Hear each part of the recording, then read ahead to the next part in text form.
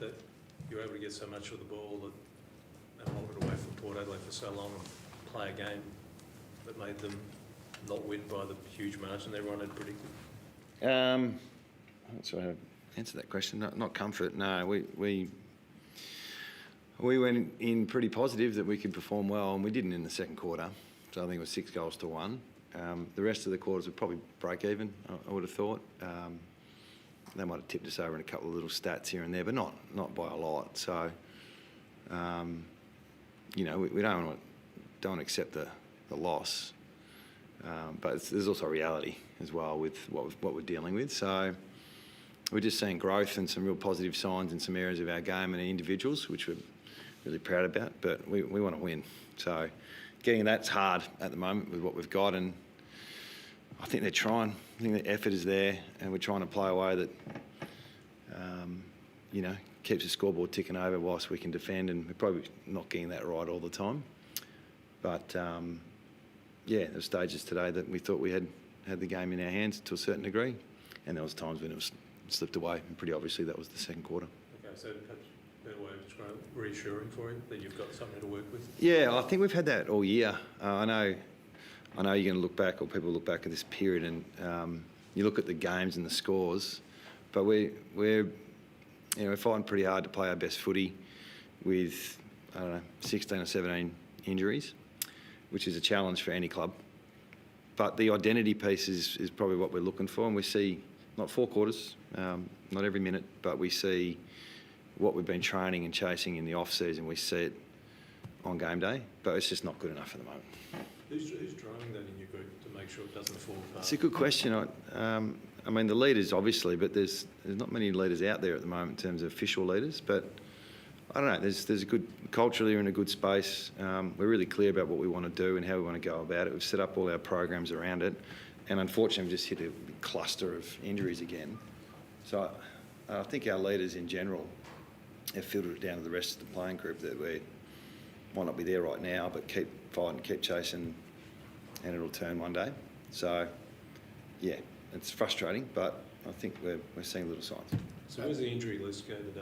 What more did you get onto it today? Well, Luke got subbed out with an ankle, so I think that's the only one so far. So we tend to get them on Monday and Tuesdays. So, we won't get too many guys back. I think Shannon Hearn might be available. We've only got 1 or 2 guys playing in our reserve side. So that's just reality. With Luke's ankle, was that in that tackle in the first quarter? You played on? I think so, yeah. He went off, got it checked out, come back on, and then it was too sore. So, to be honest, when the guys get subbed during the game, you sort of move on pretty quick to what you've got to deal with. We thought Jai might be subbed out, but he's fine, and he was a good contributor. Do you know how bad that ankle is for Luke? No. We have to get it scanned, all that sort of stuff. So, not good enough to come back on. How excited were you by Jai's performance? Obviously, I got that bump by Tom Jonas, which isn't any mean feat. He's come out and kicked 4 goals. Yeah, the guys, no 50 in that one. Opportunity. He's a midfielder that we don't have any forwards available at the moment, so we've got a couple of mids pushing forward, and he's 194 centimetres and he can take a grab.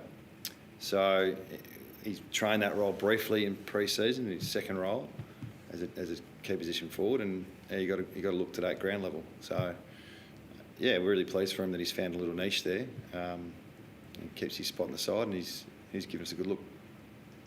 Does Barnett and O'Neill go home tonight and play tomorrow? We've got to weigh it up, yeah, possibly. We just, if we play them and they get injured, we will have not many left. So, Barnett's been up for a bit. He's played 4 or 5 waffle games in a row. He's got a lot of work to do in his craft, and he's 18, and we can't put the pressure of senior footy on him just yet.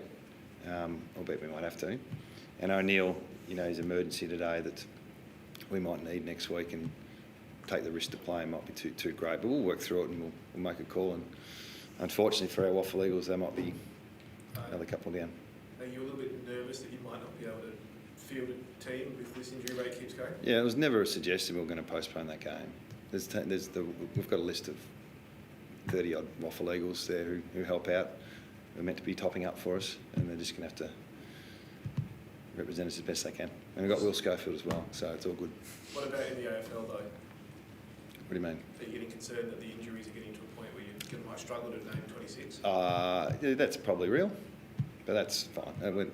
That's just reality. So the guys who played today are all fit and they had a good go. So the guys available at the moment, they're not coming back from COVID or coming back from long-term injury. They're available and they've had really good pre-seasons. I think that's why we've seen a better effort over this period. They're ready to play. So taking into account what you said during the week about you might have to elevate an NGA player who's not ready for AFL, where does that take the bigger debate on list sizes and that second tier of whether you should have a national reserves competition where you've then got a genuine list to delve Yeah, into? it's probably different. It's a national reserves competition would still have top-up players. But they'd be a different class of player in the way in which you'd structure them up, wouldn't they? Surely? Possibly, yeah. We don't have an affiliate waffle club, and when we're not dealing with this, it's like in 19 we had good availability and our Waffle Eagles played finals. So the system works. It's just at the moment we've hit two really, really bizarre years of a lot of collision injuries, a lot of issues around returning to play, and we're hurting a bit. So, I'm not quite sure if that means everything needs to change. We need to get our players back, we need health back and fitness back, and then we'll get a better result on field, obviously. But I'm not quite sure we need to change everything. Zane and Rhett, how proud are you of them today to play? Yeah, well, both those guys have dealt with tremendous adversity for 19, 20-year-olds. To come and play today and be available, at the very least be available, really proud of them. And it's a brotherhood, that group, and they really care for one another. And for those guys to work through that and play, and Baz come on, and he was going to go forward there for a minute because we thought Jai was going to get subbed out, and he was like, I'm ready to go. And Zane, I thought in the second half, contributed, gave us some good look. He's got sticky fingers. So, yeah, good, proud for them. Were you frustrated or excited? I'm a little excited, yeah. People must get frustrated seeing me excited, I think, because we're trying our best, and look, if it's not good enough, and what will be. But the environment's positive. We don't like losing. We don't accept losing. It's just reality, and we're chasing, and we've got a plan in place. It's a longer-term plan. It's set up with development and growth within the football club. So we've got the right staff, and now it's just getting the guys games and fit and healthy and keep giving maximum effort. Like it's guilt-free footy if you bring that max effort, and I think they're doing it. We're just not winning. Has that challenged you and how you approach it? A little bit, yeah, but not to the point where I'm concerned about it to the point where I need to change. Yeah, we could easily try and change some things to make things a bit easier, but we're going to keep moving forward. Adam, you've previously said that you're hoping all the injured guys come back this year, or you're planning on it.